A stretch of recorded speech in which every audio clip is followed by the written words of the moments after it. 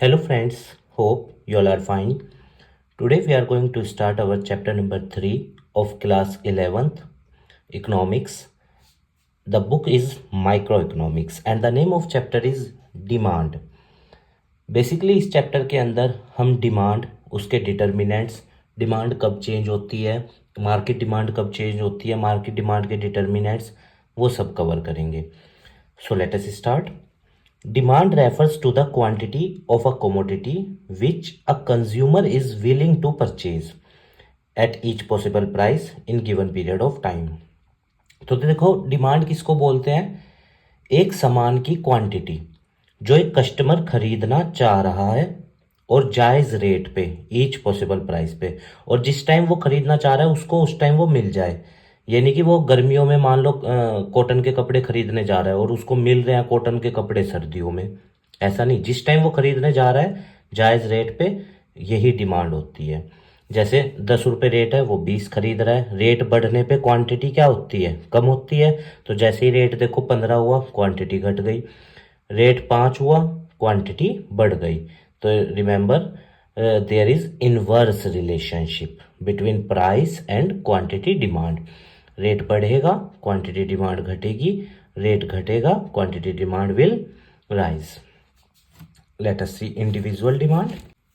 Individual demand refers to the quantity of a commodity which a single consumer. अब यहाँ पे जो होगा वो एक कंज्यूमर होगा. जब एक कंज्यूमर किसी चीज को खरीदना चाह रहा है at each possible price in given period of time, that is to be considered as individual demand, क्योंकि एक कस्टमर की डिमांड है. और मार्केट डिमांड में क्या होता है? सारे लोग जो चीज को खरीदना चाह रहे हैं. जैसे देखिए, ये कस्टमर 1 है, ये कस्टमर 2 है, ये कस्टमर 3 है. जब हम इन तीनों की डिमांड का टोटल कर देंगे तो क्या आएगा? Market demand. जैसे ये 10 यूनिट खरीदना चाह रहा है, ये 15 और ये 25, तो 25 और 15 40 and 10 market demand will be 50. समझ आया? मार्केट डिमांड जो सारे कस्टमर खरीदना चाह रहे हैं quantity, when we add all the demand preceded by the customers, that time we will get market demand. So let us one see. refers to the different quantities of a commodity demanded by different consumer at different level of price. अलग अलग, अब देखो हर customer अलग rate पे अलग quantity चाहेगा. ठीक है, तो मार्केट डिमांड क्या होती है? अलग अलग कस्टमर अलग अलग रेट पे अलग अलग क्वांटिटी को जब परचेज करना चाहें at each possible price in given period of time, that is to be consider as market demand. और में भी एक डेफिनेशन दी गई है. Let us see. Refers to the quantity of commodity which all the consumer are willing to purchase at each possible price in given period of time. तो जब एक कमोडिटी की क्वांटिटीज जो सारे कस्टमर खरीदना चाह रहे हैं, that is to be consider as market demand. Let us understand determinants of demand, कि कब एक कमोडिटी की डिमांड चेंज होती है. Income of the consumer. देखो, अगर इनकम बढ़ गया तो कस्टमर डिमांड क्या करेगा? ज़्यादा करेगा. और अगर इनकम घट गया तो कस्टमर डिमांड कम करेगा. Taste and preference. अगर उसको कोई चीज़ ज़्यादा अच्छी लग रही है तो फिर मान लो फॉर एग्जांपल आप बाजार में गए और आपको गोलगप्पे बहुत अच्छे लगते हैं और आप जब भी बाजार जाते हो उसको खाते हो, तो जब आप टेस्ट एंड प्रेफरेंस आपका बढ़ जाएगा तो आप हर बार किसकी डिमांड करोगे? उसी कमोडिटी की. और अगर टेस्ट एंड प्रेफरेंस घट गया, आपको वो चीज़ पसंद नहीं आ रही है, तो डिमांड क्या हो जाएगी? उसकी कम हो जाएगी. Price of the commodity. Let us see. अगर प्राइस फॉल हुआ तो आप उस सामान को ज़्यादा खरीदोगे क्योंकि सस्ता पड़ेगा. और अगर प्राइस बढ़ गया तो फिर आप उस सामान को कम खरीदोगे. Season and weather. देखो, अगर सीजन है, जैसे गर्मियाँ आ रही हैं, तो कॉटन के कपड़ों की डिमांड बढ़ जाएगी. इफ सीजन एग्जिस्ट, डिमांड बढ़ जाएगी. और सीजन अगर इसको अपवर्ड एरो, और अगर सीजन नहीं है, कम हो गया, तो डिमांड कम हो जाएगी. Price of related good. देखो, रिलेटेड गुड क्या होते हैं? हालांकि बेसिकली रिलेटेड गुड दो तरह के होते हैं. Substitute good, complementary good. Substitute goods वो गुड्स होते हैं जो एक दूसरे के स्थान पे यूज होते हैं, समझिएगा। जैसे टी एंड कॉफी, ठीक है। अगर कॉफी का प्राइस बढ़ गया तो आप कॉफी की डिमांड क्या करोगे, कम, और टी की डिमांड ज्यादा, जाहिर सी बात है। और अगर टी का प्राइस बढ़ गया तो आप टी की डिमांड कम करोगे और कॉफी की डिमांड ज्यादा। ये होते हैं सब्स्टिट्यूट गुड जो एक दूसरे के स्थान पे यूज होते हैं। कॉम्प्लीमेंट्री गुड्स वो गुड्स होते हैं, टू गुड्स जो एक साथ यूज होकर एक जरूरत पूरा करते हैं, जैसे कार एंड पेट्रोल।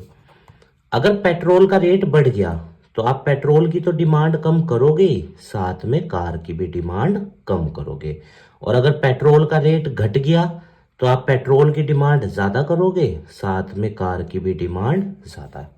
ये होते हैं रिलेटेड गुड। तो related good are of two type, the one is substitute good and the other one is complementary good. Substitute goods are used in place of each other. Complementary goods are used together to satisfy a single need. Complementary goods की demand को joint demand भी कहा जाता है, ठीक है। ये मैंने यहाँ पे भी बनाया, आप इनको ध्यान रखना और नोट्स में भी बना लेना। डिटर्मिनेंट ऑफ मार्केट डिमांड, अब वो कौन से फैक्टर हैं जिसकी वजह से मार्केट डिमांड चेंज होती है। Let us see, income of consumers. अगर कंज्यूमर्स की कमाई बढ़ गई तो क्या होगा, जाहिर सी बात है कंज्यूमर सामान ज्यादा खरीदेंगे, मार्केट डिमांड बढ़ जाएगी। और अगर कंज्यूमर की इनकम घट गई, जो कंज्यूमर्स हैं बाजार में, तो फिर उनकी डिमांड भी क्या हो जाएगी, कम। लेट अस सी, अगर कंज्यूमर की कमाई बढ़ गई, सारे कंज्यूमर जितने भी हैं, तो वो बाजार में डिमांड भी ज्यादा करेंगे, मार्केट डिमांड भी ज्यादा होगी। और अगर वाई घट गया, उनका इनकम घट गई, तो उन लोगों की डिमांड्स घट जाएंगी, मार्केट डिमांड भी घट जाएगी। प्राइस ऑफ कमोडिटी, अगर कमोडिटी के प्राइस बढ़ गए तो जो अलग अलग कस्टमर सामान खरीद रहे हैं उनकी डिमांड्स कम हो जाएंगी, मार्केट डिमांड कम हो जाएगी। और अगर प्राइस घट गया तो कस्टमर्स डिमांड ज्यादा करेंगे, कस्टमर्स डिमांड ज्यादा करेंगे और मार्केट डिमांड भी बढ़ जाएगी। टेस्ट एंड प्रेफरेंस सेम है कि अगर टेस्ट एंड प्रेफरेंस, कस्टमर्स को टेस्ट एंड प्रेफरेंस ज्यादा पसंद आ रहा है, दे विल डिमांड मोर। और अगर उनको कम पसंद आ रहा है taste and preference, they will demand less for the commodity. Price of related good का भी केस सेम है, ऊपर वाला ही, कि सब्स्टिट्यूट गुड का रेट बढ़ गया तो उनकी डिमांड घटेगी और इस गुड की डिमांड बढ़ जाएगी। तो सीजन एंड वेदर भी ऊपर वाले की तरह है। अब जो अलग है वो है साइज ऑफ पॉपुलेशन। देखो साइज ऑफ पॉपुलेशन, अगर इसको हम इससे रिप्रेजेंट करते हैं पी एस से, ठीक है। मान लो पॉपुलेशन ज्यादा हो गई तो डिमांड बाजार में लोग क्या होगी, ज्यादा होगी, मार्केट डिमांड ज्यादा होगी। और अगर पॉपुलेशन का साइज घट गया बाजार में तो डिमांड भी कम होगी, जो इंडिविजुअल्स कर रहे हैं, क्योंकि पॉपुलेशन कम होगी तो जाहिर सी बात है अब लोग भी कम है डिमांड करने वाले, मार्केट डिमांड भी कम हो जाएगी। Expectation of change in price in future, जैसे मान लो लग रहा है कि फ्यूचर में रेट चेंज होगा, ठीक है। तो मान लो फ्यूचर में price F P F, price in future, future में प्राइस बढ़ेगा किसी चीज का, तो आप आज उसकी डिमांड ज्यादा करोगे, कस्टमर आज उस सामान को बाजार में ज्यादा खरीद देंगे और मार्केट डिमांड बढ़ जाएगी। और अगर फ्यूचर में रेट घटेगा तो आज कस्टमर्स बाजार में डिमांड कम करेंगे तो मार्केट डिमांड भी कम हो जाएगी।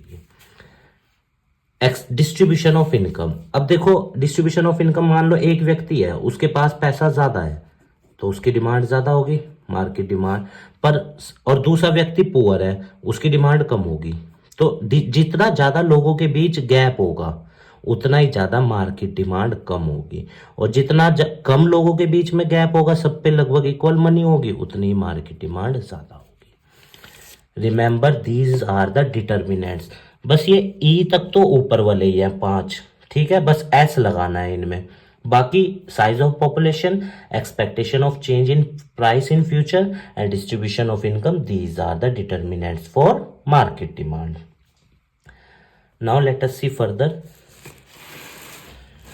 Demand function. अब देखो डिमांड फंक्शन क्या होता है, रिलेशनशिप को दिखाता है, किसके बीच की, डिमांड और उसके डिटर्मिनेंट्स। अभी मैंने आपको बताया कि अगर कोई भी डिटर्मिनेंट चेंज होता है, ये जो ऊपर पढ़े अभी हमने, तो डिमांड चेंज होगी, बस यही डिमांड फंक्शन है।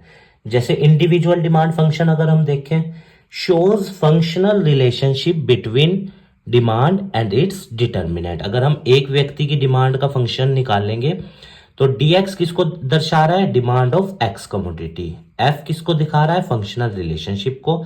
अब ये देखो, price of x commodity, price of related good, income और टेस्ट एंड प्रेफरेंस, और ये हो गया हमारा सीजन एंड वेदर। तो अगर इनमें से किस, इसको ऐसे रिप्रेजेंट कर लो, तो अगर इनमें से किसी एक में भी चेंज आया तो डिमांड चेंज होगी ना, बस यही इंडिविजुअल डिमांड फंक्शन है। वो ये दिखाता है कि जो डिमांड के डिटर्मिनेंट्स हैं, अगर उसमें से किसी एक में भी चेंज आता है, डिमांड विल गेट चेंज। ये तो हमें पता ही है और अभी हमने करके भी देखा है इसको। तो dx demand of x commodity, f functional relationship को दर्शा रहा है,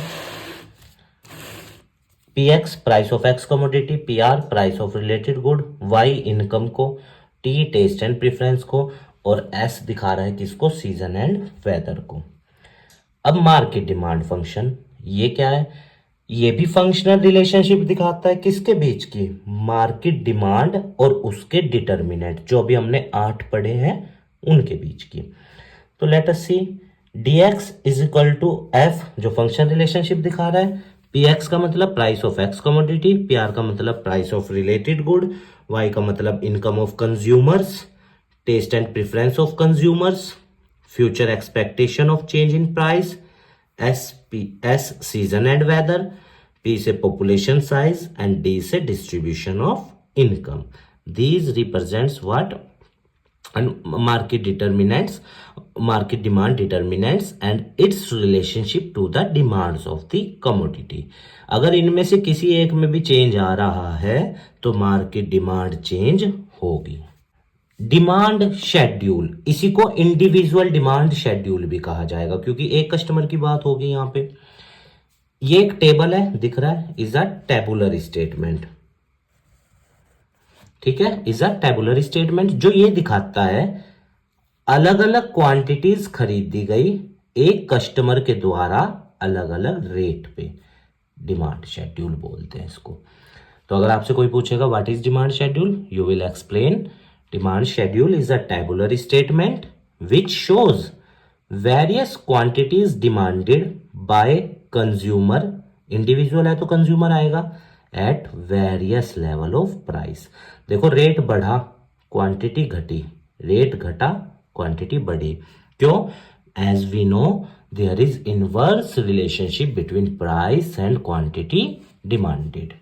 मार्केट डिमांड शेड्यूल क्या है, ये भी एक टेबुलर स्टेटमेंट है, जो ये दिखाती है अलग अलग कस्टमर हैं, अलग अलग क्वांटिटी खरीद रहे हैं अलग अलग रेट पे, और जब हम इन सब का टोटल कर देंगे C1, C2, C3 का, तो हमारे पास मार्केट डिमांड आ जाएगा। ठीक है, जैसे 20 + 12 और +6 करा फिर हमने उसमें, ठीक है, तो 38, 15 + 8 + 4 27, 22 + 15 37 और 8 45। आया समझ मार्केट डिमांड कैसे आता है, सारे कस्टमर्स की डिमांड का टोटल कर देंगे, then we will get market demand. Demand curve या इंडिविजुअल डिमांड कर्व, अभी जो हमने डिमांड शेड्यूल में टेबल बनाया है ना, जब हम उसको कर्व के जरिए दिखाएंगे वो डिमांड कर्व हो जाएगा। तो demand curve is the graphical representation of demand schedule.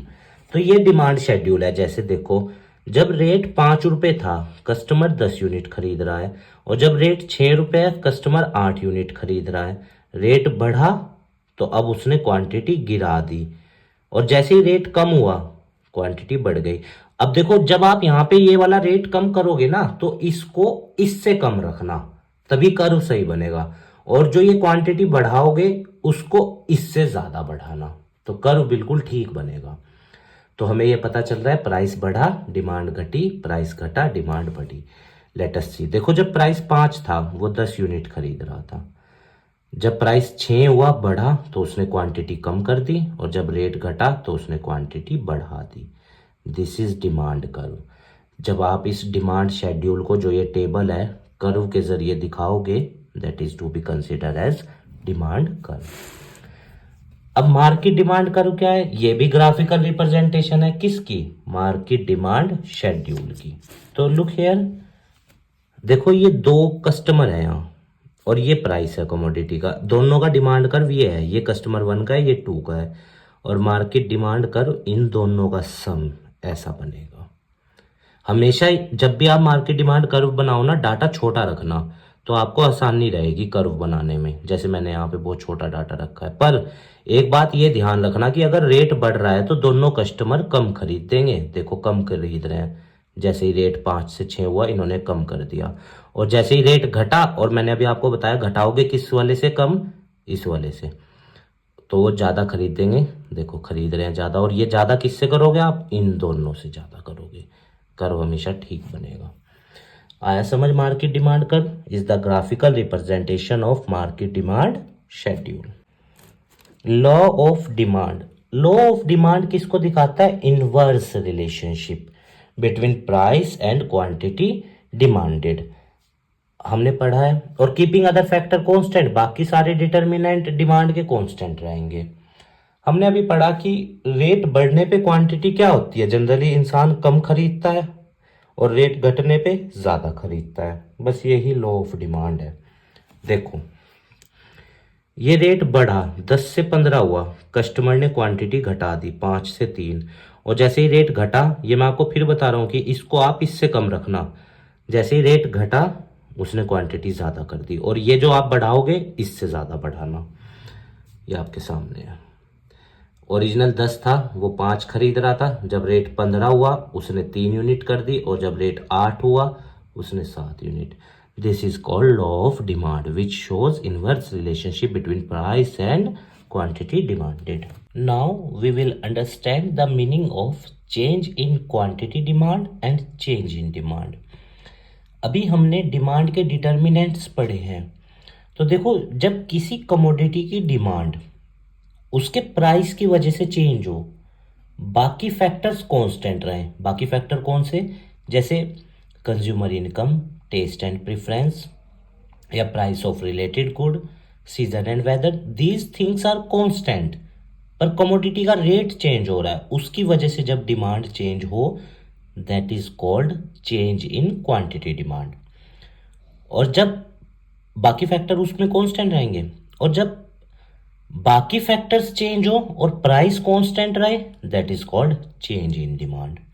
तो समझ आया? क्वांटिटी डिमांड में प्राइस चेंज होगा, अदर फैक्टर कांस्टेंट, और चेंज इन डिमांड में अदर फैक्टर चेंज होंगे, price constant.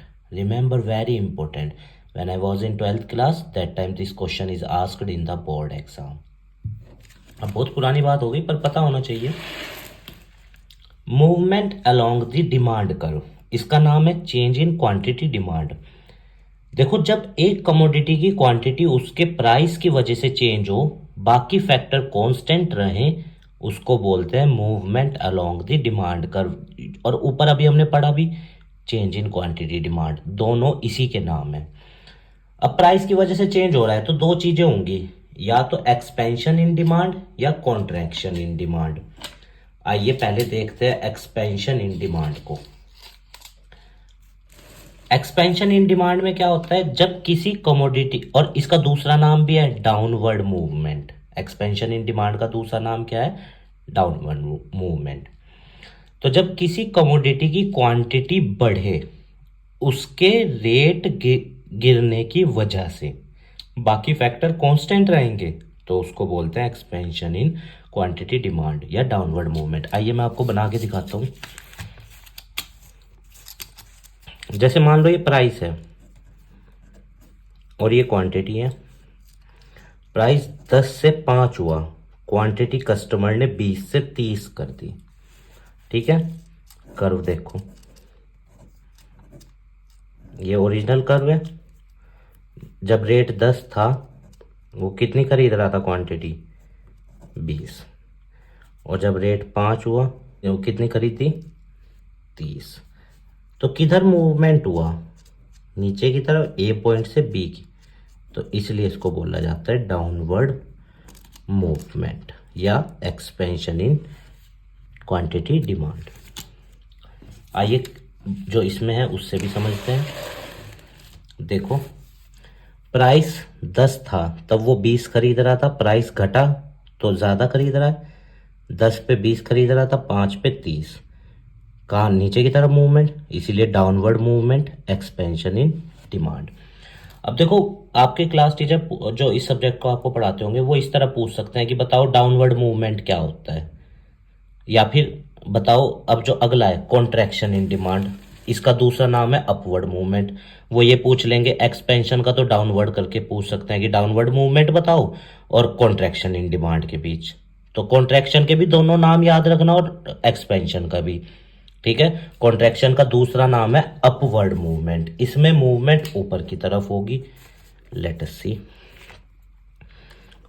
Price quantity 5 unit, rate बढ़ गया तो अब कस्टमर ने कम खरीदा, करो देखते हैं। डिमांड 0 नहीं होगी तो एक्स एक्सिस से कभी मत मिलाना इसको, वो गलती से मिल गया, आप कभी मत मिलाना। जब रेट 10 था तो वो कितनी खरीद रहा था, 5, रेट 12 हुआ तो उसने अब कम कर दी, कितनी करी, 3।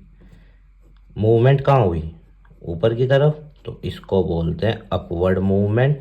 और क्वांटिटी घटी ना, या फिर कॉन्ट्रैक्शन इन डिमांड। आया समझ अपवर्ड मूवमेंट और कॉन्ट्रैक्शन इन डिमांड। तो अपवर्ड मूवमेंट या कॉन्ट्रैक्शन कब होगा, जब कमोडिटी का रेट बढ़ेगा और क्वांटिटी घटेगी, अदर फैक्टर कांस्टेंट रहेंगे। लेट अस सी,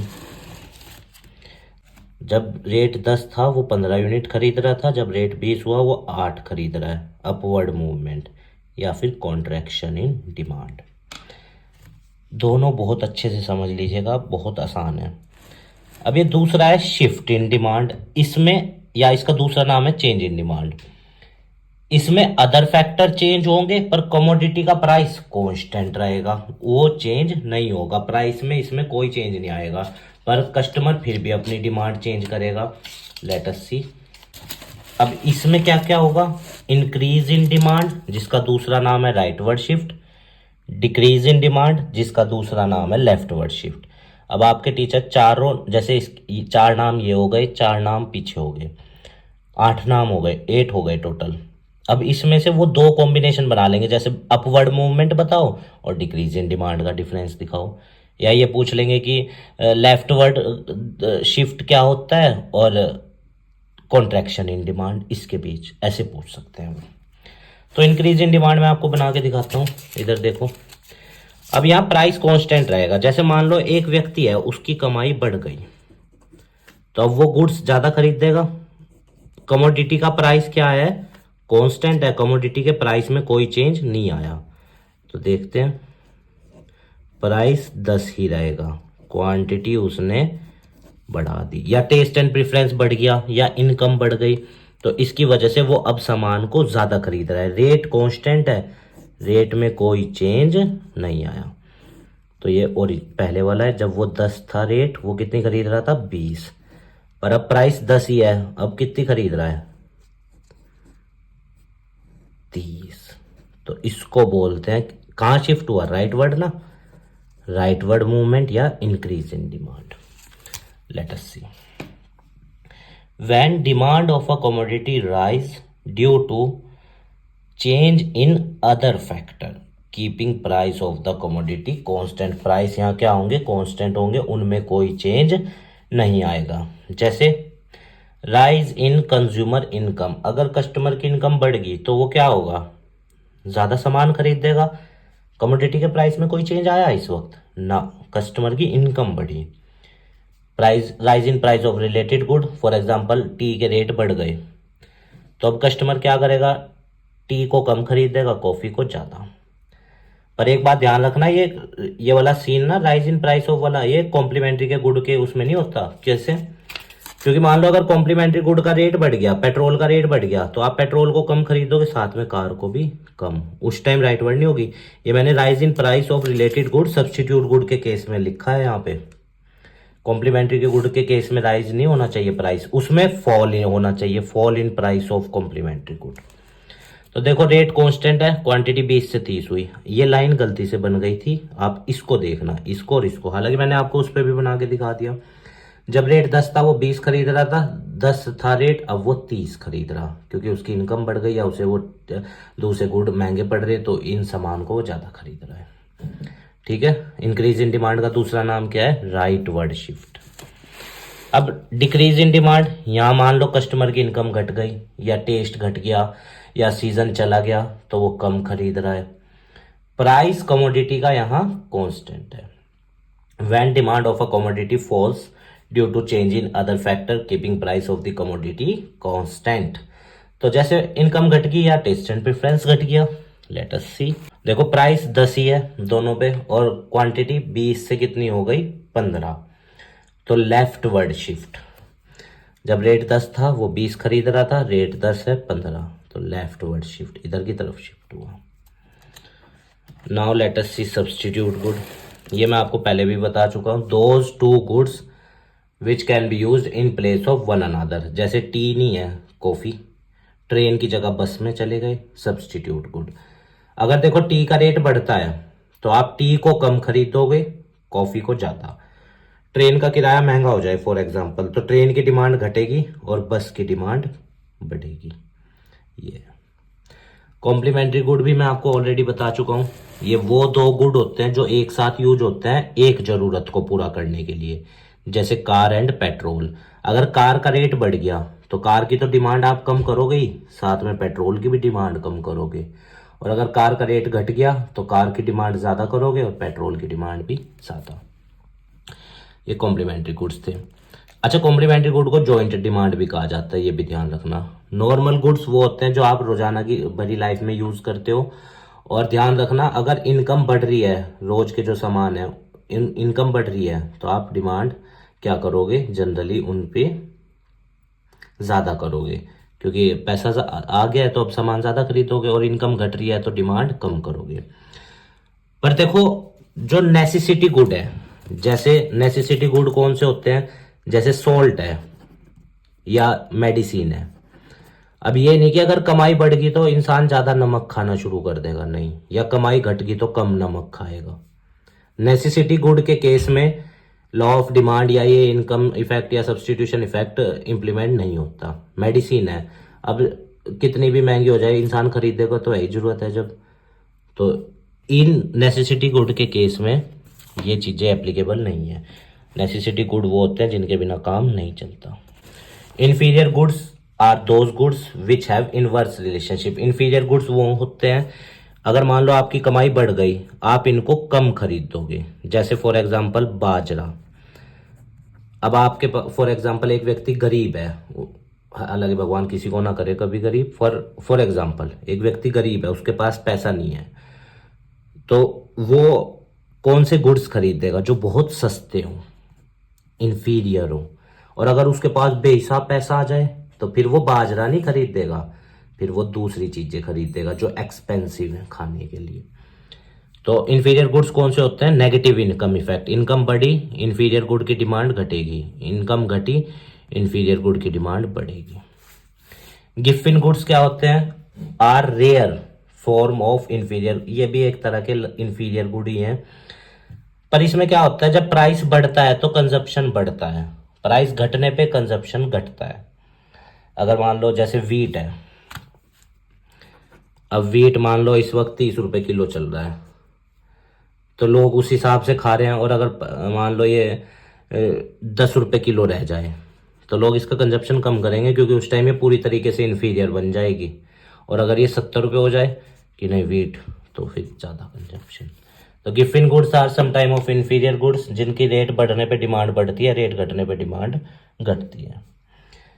उम्मीद है गाइज आपको ये चैप्टर समझ में आया होगा। हमारे काम को सपोर्ट करने के लिए वीडियो को लाइक कीजिएगा, अपने दोस्तों के साथ शेयर कीजिएगा और हमारे चैनल को भी सब्सक्राइब कर दीजिएगा। और जो आपकी क्वेरीज है इस चैप्टर से रिलेटेड, आप हमें कमेंट बॉक्स में बताना, हम उसका आंसर देने की पूर्ण रूप से कोशिश करेंगे। अब मैं आपको क्वेश्चंस दिखा रहा हूँ, एमसीक्यू दिखा रहा हूँ इस चैप्टर के, वो आप ज़रूर करना। कोई से एमसीक्यू में आपको डाउट लगे तो आप मुझे कमेंट बॉक्स में बता देना कि सर मुझे इसमें डाउट है, I will explain it to you. देखो जितना प्रैक्टिस करोगे उतना बढ़िया है, क्योंकि फॉर एग्जांपल मान लो कल को आप 12th जब करोगे, या अब तो ये 11th में आ गई बुक, CUET का पेपर दोगे तो वहाँ पे ये चीज़ें पूछेगा। तो इसलिए प्रैक्टिस जितनी ज़्यादा करो उतना अच्छा है। मैं अब आपको क्वेश्चंस दिखा दूँ।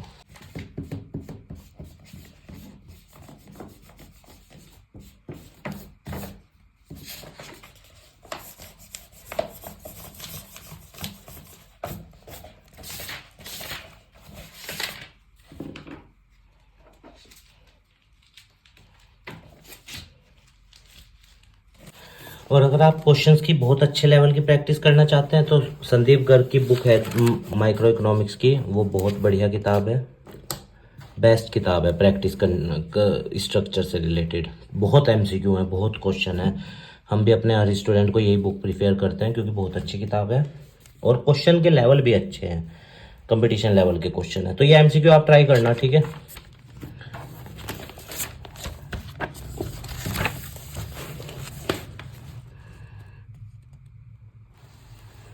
जौन से में डाउट हो आप मेरे से पूछ लेना।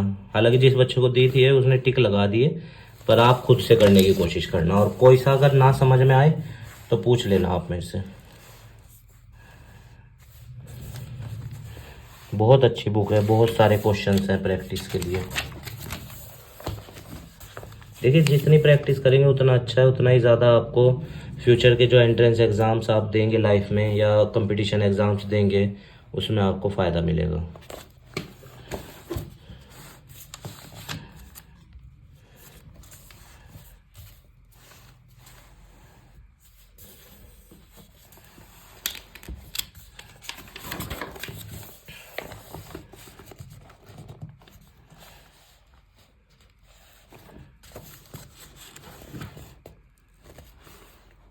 ठीक है, मैं आपको इसके आंसर्स भी शो कर रहा हूँ। These are the answers.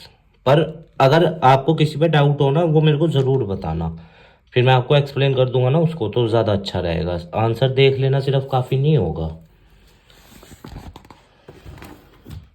ठीक है स्टूडेंट, आप स्वस्थ रहिए, खूब लाइफ में आगे बढ़िए, यही हमारी मनोकामना है। इस देश के लिए अच्छा कीजिए, इस अर्थव्यवस्था को अच्छा बनाइए, समाज को अच्छा बनाइए। और देखिए स्टूडेंट, अगर कोई पॉइंट गलत बताया गया है हमारे द्वारा, या एक्सप्लेनेशन गलत हो गई, या कहीं पे कोई स्पेलिंग मिस्टेक है, तो प्लीज़ एज अ लर्नर ही उसको इनटेक करना, क्योंकि I am also a learner, mistake होना नेचुरल है।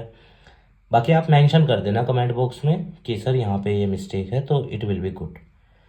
Okay students, thank you, take care.